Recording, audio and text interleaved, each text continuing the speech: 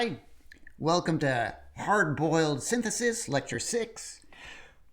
Today's going to be a doozy. I got a lot to cover. If you have been following the lectures, I am now in the phase of coding and extracting data from individual studies. It took me 3 lectures to pinpoint 27 candidate studies. I'm still calling them candidates because they may get dropped at some point if they don't have the numerical data that I need to do meta-analysis. But that's not really what today's focus. Today's focus is to start coding and extracting data from those studies. I'm going to try to do 2. And on top of that, I need to start my file in which I will keep track of all my coding details. Now, for me, this file is essentially going to be the definitive file which I will use to analyze with meta-analysis. And so I will have a certain type of formatting with these coding decisions so that I could quickly do a meta-analysis afterwards. I kind of need to streamline the whole process, and so you may have different needs. Maybe you want to code all the studies, read all the studies, and then follow up with an extraction of data. I'm going to try to do this all simultaneously, all at once. And again, my goal is to address this idea that's been floating around that catnip is 10 times more effective than DEET. What I've learned so far about catnip research is there's a ton of it. Some of it seems very well done. There's some mechanistic studies out there trying to understand why mosquitoes are repelled by catnip, doing physiology and neurological studies. I mean, it's way more extensive than I thought when I came into this. So how should we proceed? Okay, so I identified 27 studies. Now I need to drill into each individual study to pull out the numbers I need to do meta-analysis. And I think, luckily for me, repellent studies tend to be fairly straightforward and have a moderate level of standardization. That everyone's kind of following a type of study design, following a guidebook on how to properly design an experiment to test for repellency effects. And there's a bunch of these these guidebooks out there developed by the EPA, developed by the World Health Organization. If you ever look into these things, they're quite elaborate, a huge laundry lists of things you should try to account for when you're doing your experiment.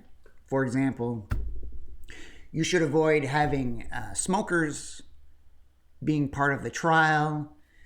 The smell of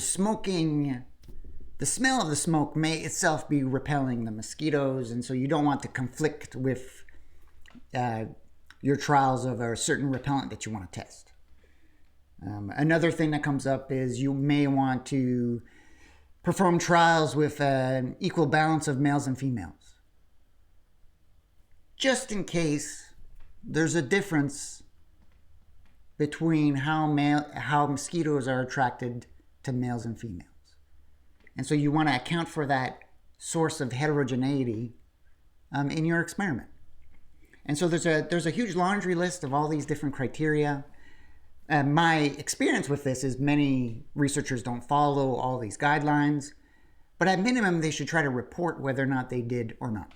And so that's going to be some of the quality control that I'm going to code for each study is some of these criteria. I'm not going to code whether or not a study reports whether or not they chose smoking or non-smoking participants in trials. My guess maybe 1 or 2 studies will say that they did, and the rest they may have, but they just didn't report it in the study. And so that wouldn't be a useful quality coding element if things aren't reported. Okay, but I'm talking too much. There's a ton of stuff to do. My setup here is basically I'm going to have an Excel file. I'll have the PDF on top of it. I'm going to scan the PDF for certain details of the study, like the species of mosquito. I'm going to input that into the Excel file, and I'll slowly build a bunch of columns that are useful to describe each individual study, but also include numerical data for meta-analysis, which in terms of experimentation should be fairly straightforward. It should be a control versus a treatment. Control could be positive control like DEET, and a treatment will be catnip. I mean, the studies will probably report a whole bunch of other things than catnip. I'm not going to extract that. And so that's why this is going to be straightforward, is I'm always going to laser on catnip outcomes. Now, you may want to approach this different ways. This is the setup I have here so that you guys can see what I'm up to. But there's many tools out there that can help you code individual studies. So for example, here is a web page I created for a working group at the National Evolutionary Synthesis Center years ago. It doesn't exist anymore. But they wanted to do a meta-analysis on ecological immunology. And there were many participants coding, extracting data. So I created this web page for them where they input their coding information, they input the numerical data, and when they submit their data, it gets put into a Google spreadsheet, and then the Google spreadsheet becomes, the source of the data file in which you end up analyzing. And so, for example, here we have like a bunch of people. This was actually made in 2014. Last time I updated was September, whatever 10 is, October. And so back then, Mendeley was popular. I don't know if it's still popular. It's one of these things you got to pay for. So in my books, that's always gets a negative impression. But it includes studies like study design was the study blind, study location, population origin, taxonomic information of the organisms involved in which their immune system was tested. You had drop downs of like different animal groups, reptiles, amphibians, life stage. And then finally, you had sections on how to extract the numerical data. So was it like a Hedges D style, effect size? I'll go into those details later. Is it a correlation coefficient, odds ratio? And so the coder would input all this stuff in here, and then they would finally submit the project, and that would get dropped in a Google spreadsheet. And the neat part is they could submit this over and over and over again, and then the spreadsheet would update itself. They would not have direct access to the spreadsheet, minimizing the amount of errors associated with like manipulating and changing the spreadsheet. This is just in one example.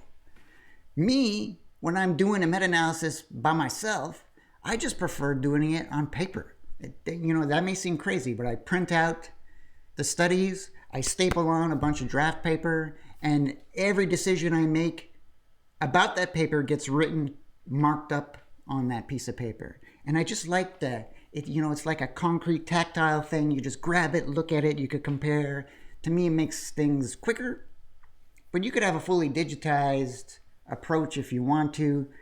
Whatever suits your needs and your abilities. Like if you only know Excel, that's fine. You don't need to go onto one of these fancy web platforms and register and pay for coding studies. You could keep track of things by yourself. Those things are useful when you have thousands of studies to do.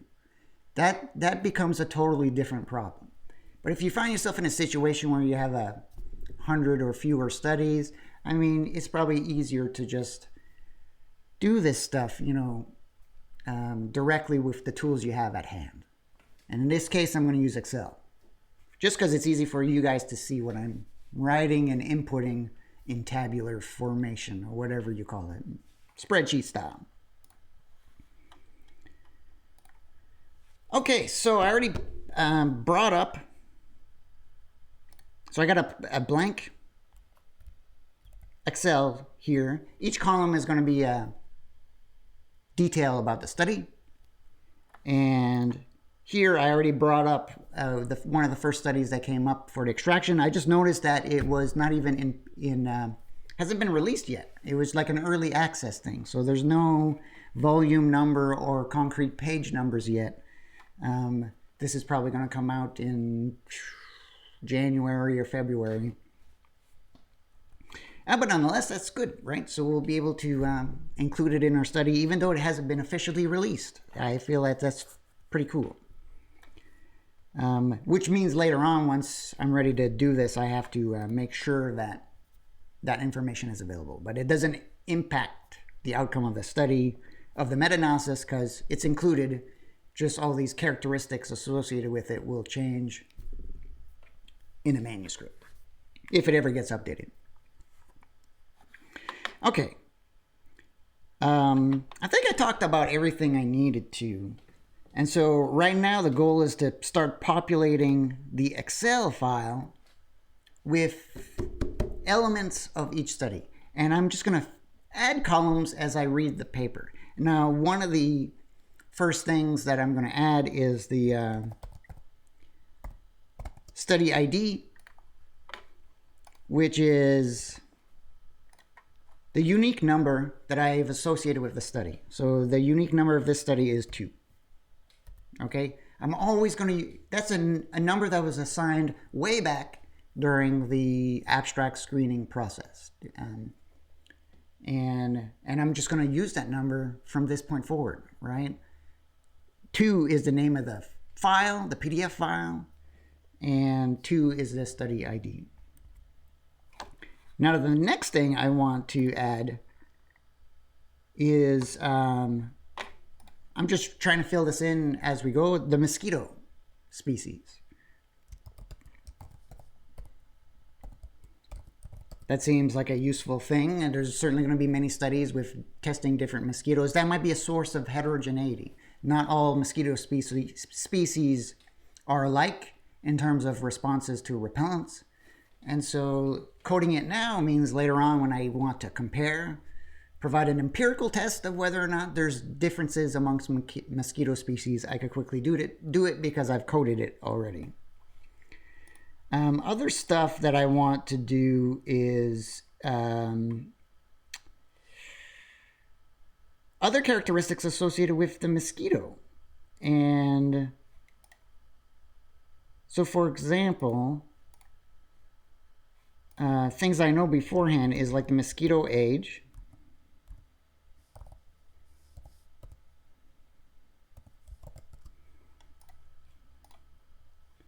Mosquito age. And this may seem like a weird one, but whether or not the mosquito was fed before the experiment. They may be fed with like nectar or something like that. But I think the protocol is to starve the mosquitoes a little bit before you do the experiments so that they are like responsive. They want to feed. And so typically you starve them a bit before you do the experiment. And so this will keep track of whatever protocol that they used, whether they fed them with nectar beforehand or did not feed him anything for a day or so. These are just stuff I know beforehand I will need to keep track of. Mosquito species, mosquito, okay. So I don't know what else to add. I guess, there's going to be a bunch of repellency stuff. But right now, let's just jump into it. I'm going to try to code things based on taxa. So I already got mosquito stuff. I might want to include like mosquito origin. I mean, that doesn't really become an interesting something. It doesn't become an interesting methodological source of heterogeneity because all the studies have mosquito populations with different origins, and so that's not worthwhile to pursue. But let's just start jumping into the paper, looking at the abstract, and then populate this coding file. I'm going to go through this quickly because I gotta extract data, right? Okay, so 13 botanical repellent compounds. I'm not going to record all those 13 compounds. Catnip oil is what I'm interested in. This is a study that's like adding catnip oil to lotions, I guess, coconut lotions. I've seen coconut being used other times too as like it might enhance the repellent activities. I don't quite know what the right name for that is. You know, instead of using a solvent like alcohol, you used an oil or like a other thing. I think that's what that means. Okay. USDA standard repellent test cages. Okay, so they're really describing a lot of cool stuff. But first, okay, so they used DEET 6.5. Let me just highlight this stuff so you could see. 6.5 DEET. Right, okay, so I just need to add these tidbits of information in the columns. So now I'm just going to add a bunch of cells that are columns that are associated with the repellent. I guess I could have done that beforehand. So repellent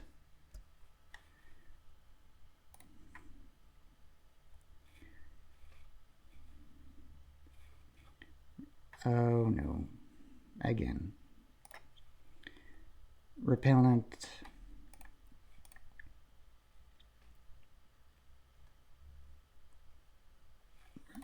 species. How about that? Species, if there is one. Repellent type. So whether or not it's a formulation, right? Like in this study, it's going to be mixed with a bunch of other stuff rather than a standard solvent oil formulation. Concentration.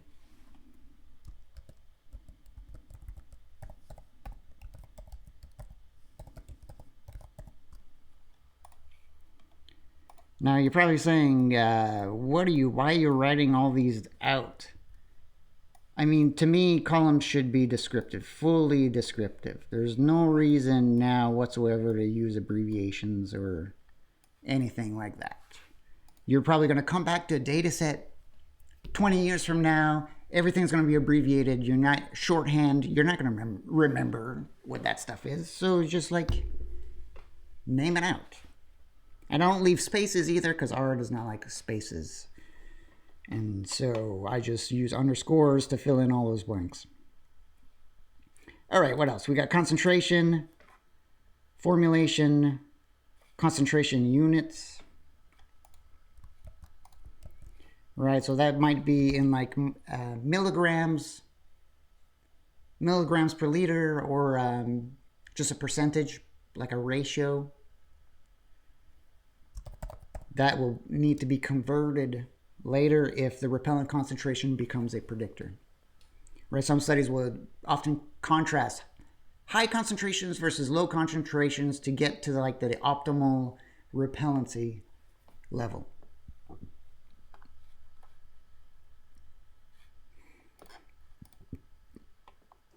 Okay. So these are all categories associated with the repellent. Let me jump ahead and do like experimental design stuff.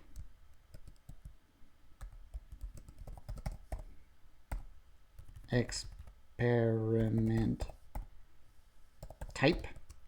So this is going to code different designs in which you could test repellency. So like a Y-tube, Armin trial. It could be field study where someone's just like sitting in a chair and someone is like recording counting rates on that.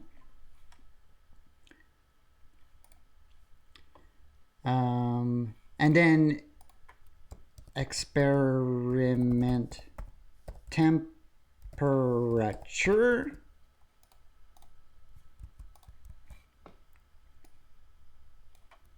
humidity.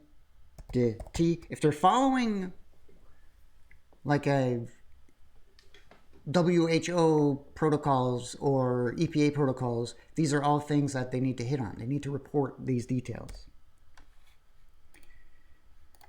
Yeah, I'm sure I'm missing stuff, but okay, let's see if I could start populating these things. Oh, no. Yeah, I can start populating these things, and then I'm going to jump into, after that, columns associated with data. So controlled treatment. All that is going to be included. I'm taking way too long to formulate my table. I like to present my table as one row equals one effect. Don't include many sources of data where you can compute many effects in one row. You might say, oh boy, this is going to be redundant. A lot of the rows are going to be, content of each row is going to be repeated. Yes, but this is formulating the data set so that downstream it's easier for you to do your meta-analysis, because everything will be coded in long form so that you could directly apply it to analyses. Because with meta-analysis, the unit for analysis is an effect size. And so if you could organize your data right now where each row represents a unique effect, you save yourself a lot of trouble at the end when it starts to actually computing effects and doing your analysis. Okay, so let's find a mosquito species, which should be fairly straightforward. I am likely going to just copy and paste a lot of this stuff. I mean, they test a bunch of compounds. That's super cool. And there, somewhere in the methods, there needs to be a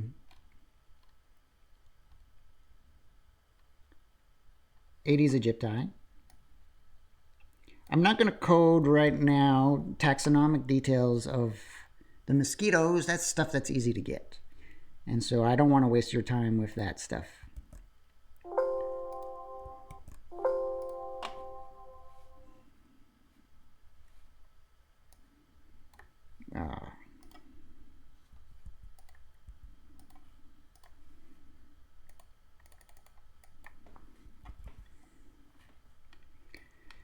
Okay, Aedes aegypti.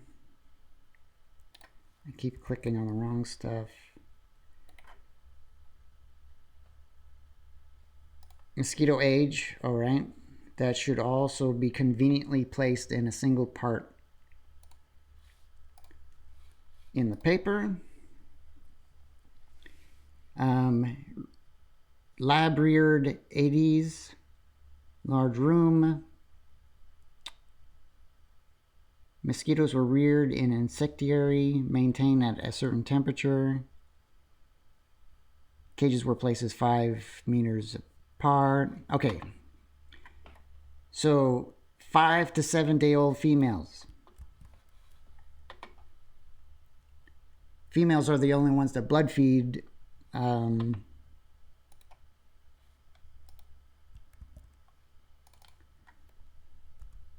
I'm going to keep it formatted in this format, and then later I'll have to come back and standardize that formatting.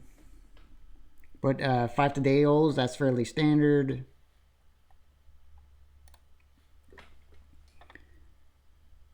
Starved, which is one of our criteria. Mosquito fed, they were starved.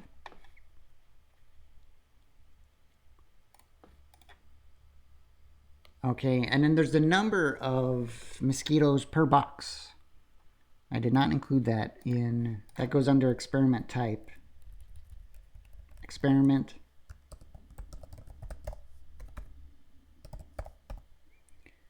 Mosquito N 200.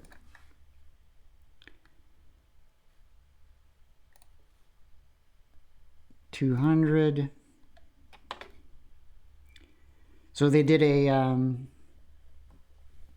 and cage trial. Testing was conducted on 8 employee volunteers, 5 male, 3 females. Okay, so they tried to split up, balance out males and females. This is great. Normally, this kind of stuff is not reported.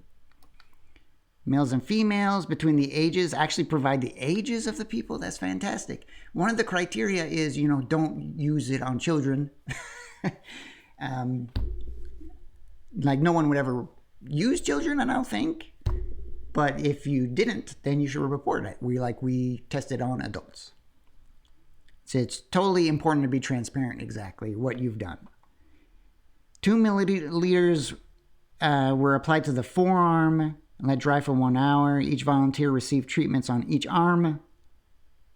Okay, so they did the basically arm and cage trials. I will code that now. It goes into experiment type, arm in cage.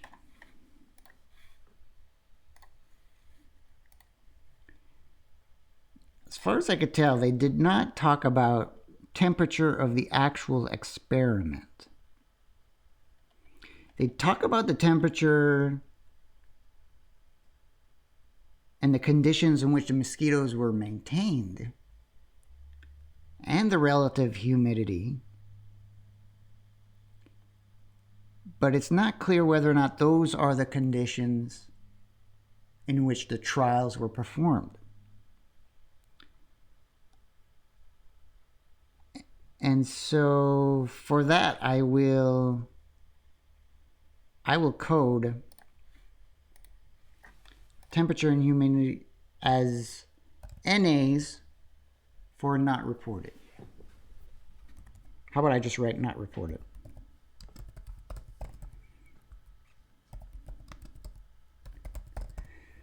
Not reported. Okay. Right. So this is a minor gap in our knowledge of the study. Is they talk about the rearing conditions of the mosquitoes, but they don't describe whether or not those conditions are the same in which the experiment was conducted.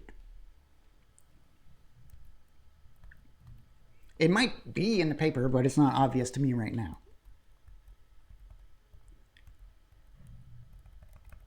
Nice. All right. So we got all those details. Let's put in let's fill in the data about the repellents.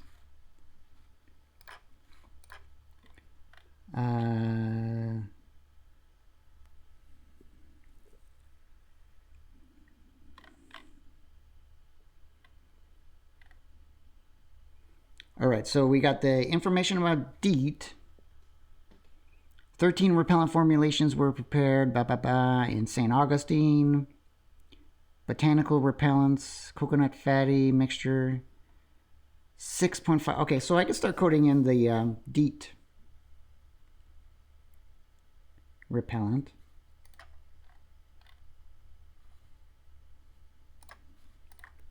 I guess that goes under control design. So control type, control, and then control concentration. So our control is DEET.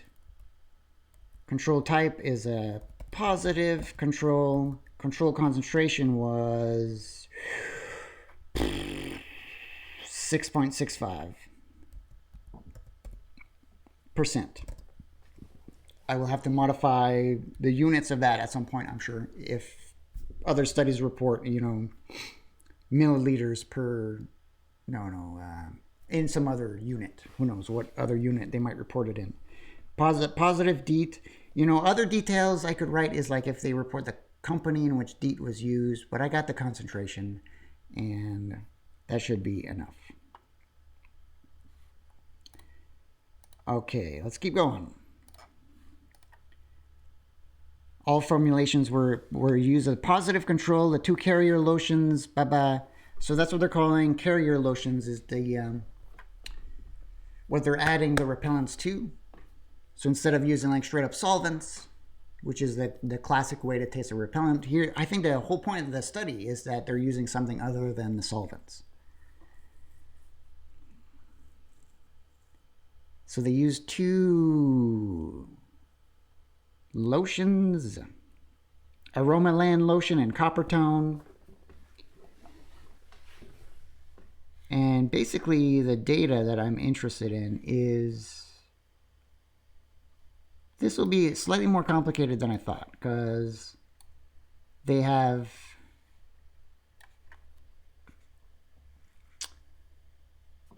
the DEET, positive control, right? Baseline for comparison.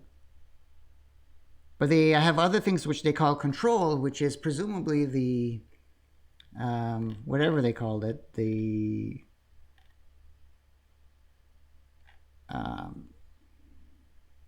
carrier solutions as controls also. So without solvents. That's more of a procedural control. So I'm going to code it as a procedural control, where you're kind of like looking at components of the control and whether or not they have effects on their own. Really common one done in like physiology, immune studies is like sham injections with needles. You know, you stab, you're injecting them with something. The procedural control is the sham injection, where you're just poking them, you're not injecting anything. Presumably the poke may have an effect on its own, and so you want to test whether or not the outcome is not due to the poke, but due to the injection. So here we got the same thing. You want to determine whether or not the outcome is due to the repellent and not because of this, the Coppertone and this other lotion that they apply. So there's like lotion effects, repellent effects, and then the combined lotion and repellent effects that they report. They report, I guess that's a kind of like a factorial design. Incomplete factorial design. Oh man, I'm just talking way too much. Incomplete factorial design, because you have your repellent plus lotion. You have your lotion, but you don't have the treatment branch where it's just the repellent. That would be a complete factorial design. But this is, you could still use this. Of course, you could still use this. And a more conventional repellency test would actually focus on that one cell, the repellent by itself. Okay. So because of the complexity of the controls here, I'm going to have to code all that stuff. Maybe today I'm just going to have the one study to code, because I think I've already talked for way too long. So I'm can you imagine I was going to code 2 studies today? Are you crazy? Okay. So I'm going to finish coding this one. What's going to take long is for me to code all these factorial components of the controls. It's fairly intricate. We're talking about positive control, baseline procedural controls, and then all the interactions, all the factorial elements between them, except for the pure natural repellent compound. That's easy enough to code. I could do all that stuff. Okay, we got the control. So now, so let's start with the repellent species, which is, should just be catnip that they either purchase somewhere.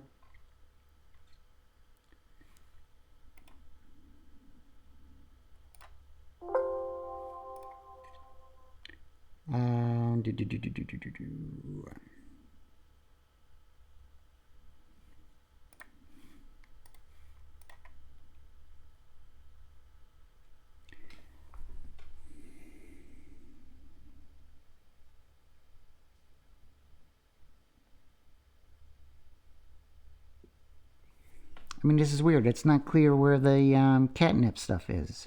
Let me do a search.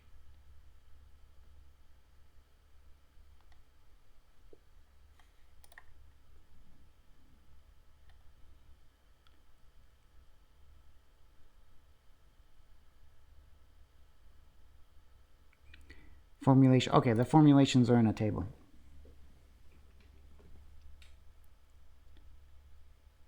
Okay, yeah. What's the origin of the catnip? 13 repellents were prepared. Aroma lotions, botanical repellents, capric, lauric, coconut fatty, each of their corresponding methyl esters and catnip oil were added. Okay, well, capric acid was purchased and lauric acid was purchased. Catnip essential oils was purchased by Brambleberry. Okay, so it was just an essential oil that they bought. They don't describe the species. It's just they just call it flat out catnip, and so that's what I'm going to call it in terms of my.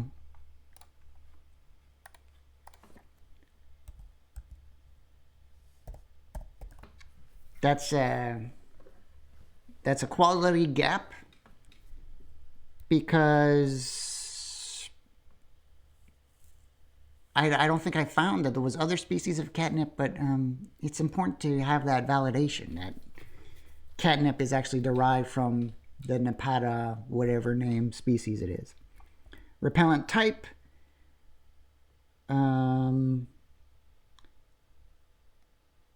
Essential oil. And then the concentration in the additive formulation was, in that table, 10%.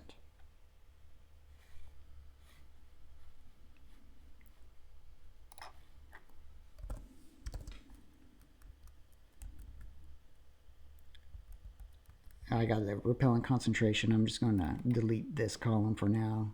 Eventually that'll be parsed out into multiple columns, but I got to get this done. So reported experiment, control, almond cage, essential oil. So this is where I'm going to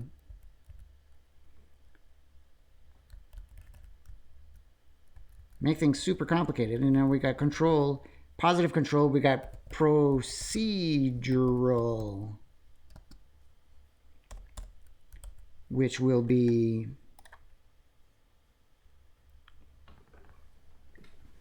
at 0%, right? Because it has no catnip added to it.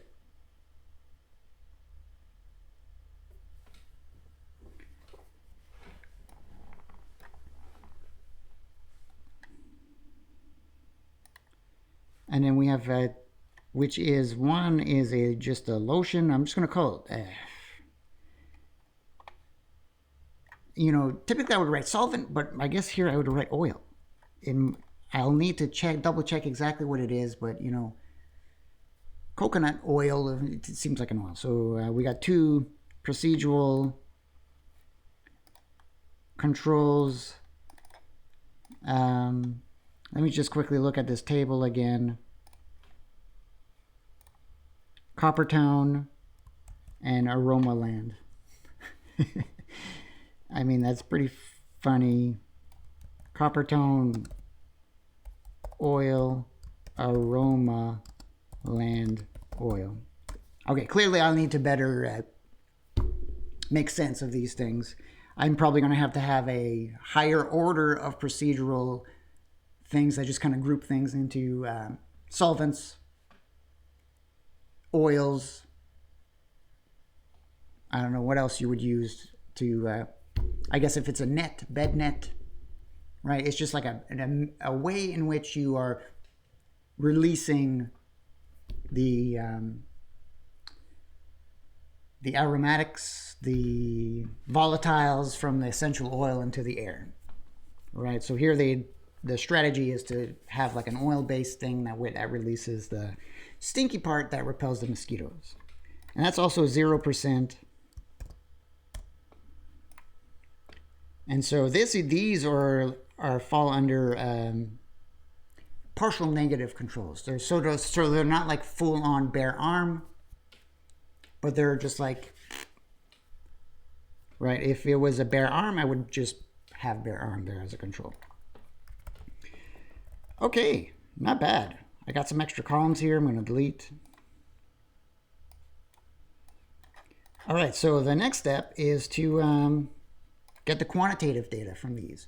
And most of the studies are going to report an average landing time, average number of mosquitoes, whatever, on treatment arm versus control arm. So I'm going to split those into different datas.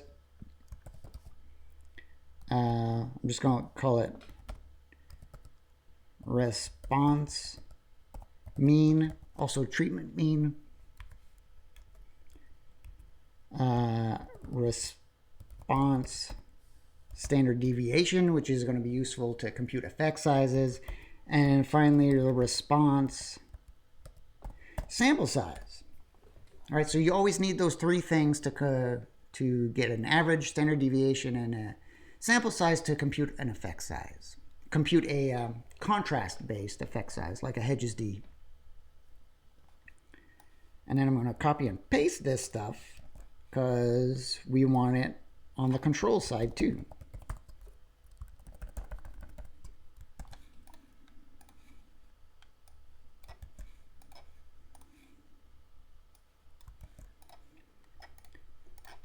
Control.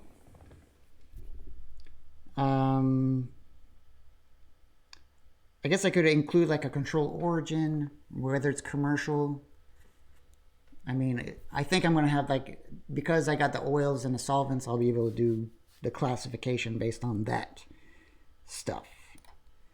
So there we go. Let's just get some numbers. And I think it's just reported in that table. So that's like easy, as my son would say, easy peasy lemon squeezy, right? Okay, so here's the disadvantage of a negative control in repellency experiments. There's no variability in the outcome. There's no variability in what gets measured. Mosquitoes land on your arm almost immediately if you have no repellent compounds on it whatsoever. This makes it difficult statistically to contrast things because you have one side which is all zeros, and if you could have 1,000,000 zeros, the variance of that is still going to be 0. And so there's no variability in that outcome. Whereas you're trying to compare it to something that has variation, which is like the repellency effect. This is why it's absolutely crucial to have positive controls when your negative controls have no variability. Another example of this is mortality. You're measuring average mortality of something that's dangerous, right? Kills you 100% of the time. There's no variability in that outcome. And so the contrast just becomes unusual statistically to calculate. And so you need a positive control. You need a baseline for comparison. You need something that does cause mortality, but that there's variation, there's some survivorship associated with it. Okay, so this becomes a super bummer because I spent all this time coding these procedural controls, but there's no variability. So these get zeros. Zeros for the two oils, like that. You can't really compute an effect size from these values. Let's plug in the value for DEET, which is good. There is an actual standard deviation. There's variability, 2.7 and 0.6.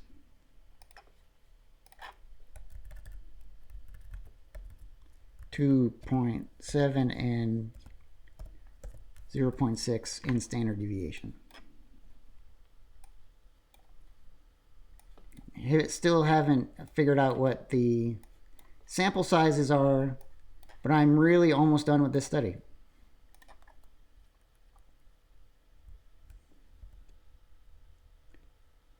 Oh, got this in the wrong part.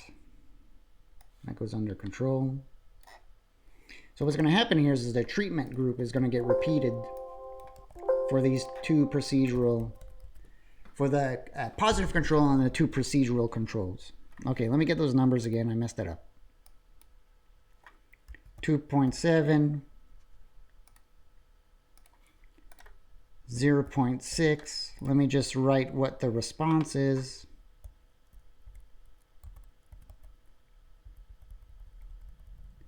Okay, I did not have columns describing what the response is.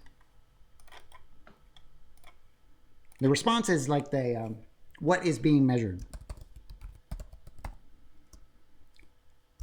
Type,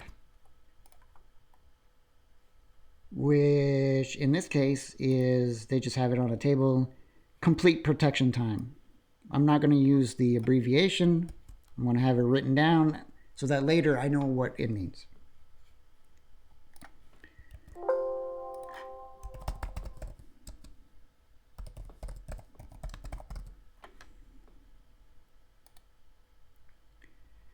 Time, and I need a units.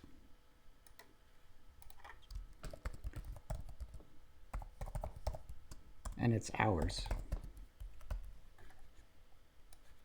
Some complete protection time in hours. And then finally the response mean. So the value associated with catnip. And that was, okay, there's two formulations of that. Of course, there's two formulations of that, which doubles up my rows because we have two procedural controls, three controls per two treatment groups. 2 times 3, we have 6 rows that I need to code. I'll just start with the one code and then I'll copy and paste it. So I'm going to start with the copper tone catnip.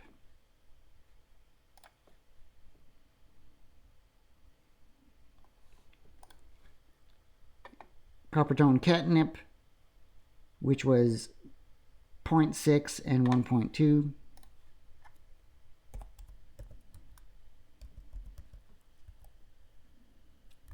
We don't know the ends yet.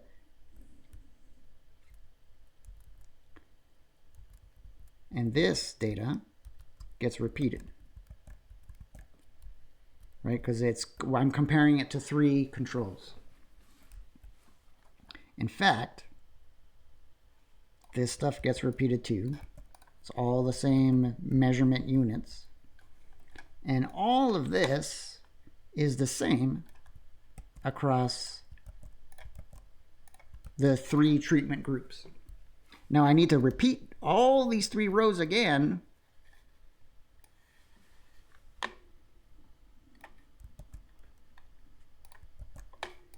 But now change the response, the catnip. So we have catnip, essential oil.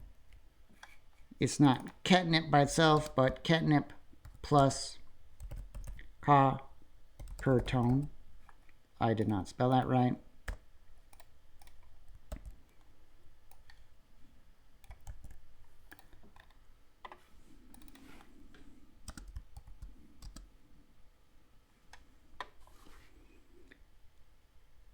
Right, so it's not a pure repellent species again, it's an incomplete factorial design. But let me plug in that word that they use to describe what they call this negative controls.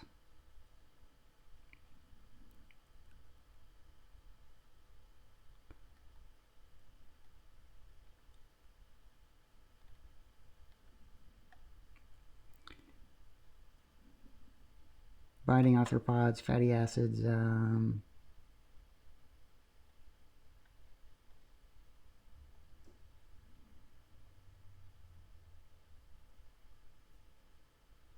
carriers. They call it carriers. There we go. Plus carrier.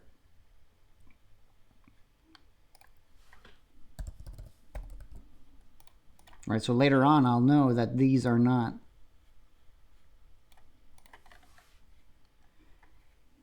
that, and then I'll just call the other one, I'll just copy and paste that one too. Oh, I'm almost done. I feel Aromaland. I love that name, Aromaland.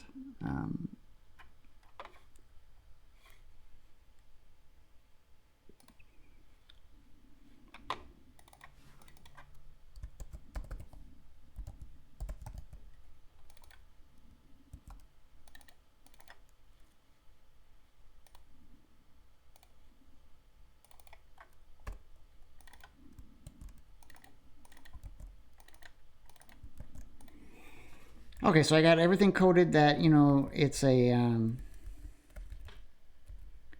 partial credit study, 10%. And then I need to code in the numbers for the Aromaland, which was 2 with 0 variability. That is not acceptable.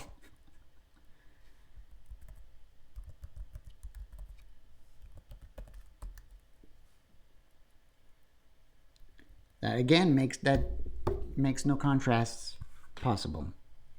I mean, to add variability to your repellency response outcomes, measure things in minutes. Don't measure it in hours. That way you bake in variability.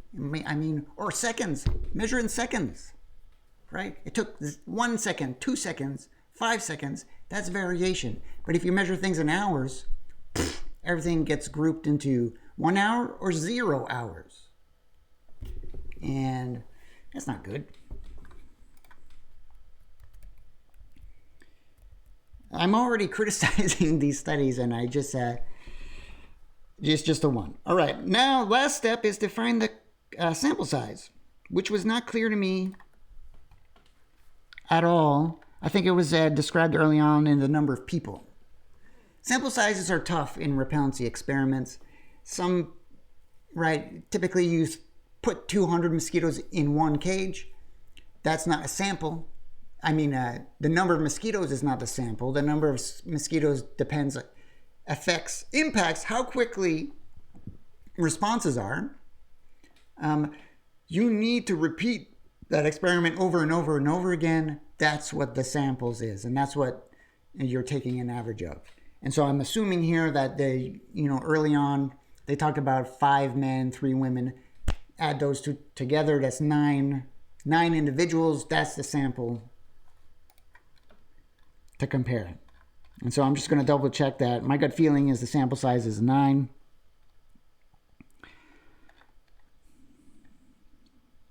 And there's ways to double check that. Like, they may not say explicitly my sample size is 9, but go into the test statistics and look at their degrees of freedom. There you can kind of tease out sample size. Okay, testing was conducted on 8 employees, so not 9, 8. And so let's check to see if that is actually the sample size. So if they did the Armin trial like that, they should have 8 samples for one treatment group and 8 samples for a control group. If you're doing like a t-test, that's like 1 minus total number of replicates. So that would come up to 8 plus 8, 15. The test statistics should report a degrees of freedom of 15. So we go into results. All right, DEET provided 2.5 hours of complete protection time. There was a statistically significant difference compared with DEET. Degrees of freedom, 15. All right, so the replicates per treatment branch is 8. Written right here. They don't report the test. I don't understand what that is. So just a blind degrees of freedom and p-value that's not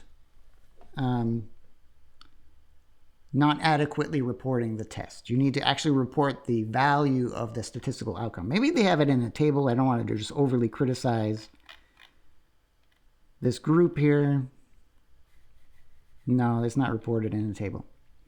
It's important to be completely report the entire test statistic because it's another way to backtrack an effect size calculation. So sometimes there won't be a table or a figure presented in the study. All you got is the test statistics. I would not be able to compute an effect size with just the degrees of freedom and the p-value. I might be able to backtrack with the, oh man, now we're really getting to conversions and acrobats. Use the p-value and the degrees of freedom and backtrack the estimation of Tukey's test, and then convert that Tukey's test into a t-test, and then convert that t-test into an effect size. It will happen that you'll have to do those crazy things. Okay, so all I need to do to finish this is plug in the sample size, which was 8. Just fill all that up.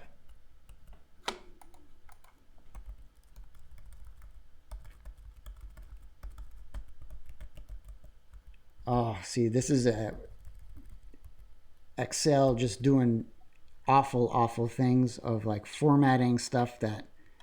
This is why you sometimes would just want to use R. You never... Well, okay, R provides formatting problems also.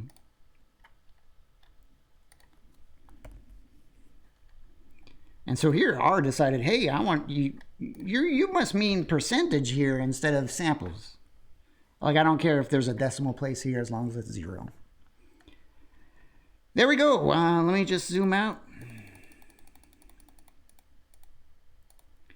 We have one study with 6 rows, 6 effect sizes from the study. Now, the majority of these effect sizes emerge from these procedural controls. And so I would mark this study as A, in terms of using many different controls to adequately test repellency effects. In complete factorial design, though, there's no reporting of catnip by itself. I imagine it's because there's already a ton of catnip studies out there, so why follow through and have that one in there? Okay, well, there we go. We got one study done. Let me update.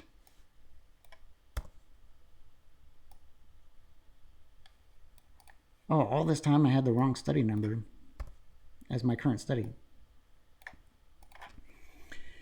Okay, this took way longer. I was supposed to do 2, I did 1. Hopefully the next one I'll have like an image where I could extract data from. All right, I'll call it quits. Just a recap. I formulated my coding criteria to help me downstream when it comes to my meta-analysis. I like things in long form, which means things are going to be repeated often. But each row represents a single effect. I'm telling you that will save you a lot of trouble in the long run to have things coded and organized that way in your data set. So I'm going to save this.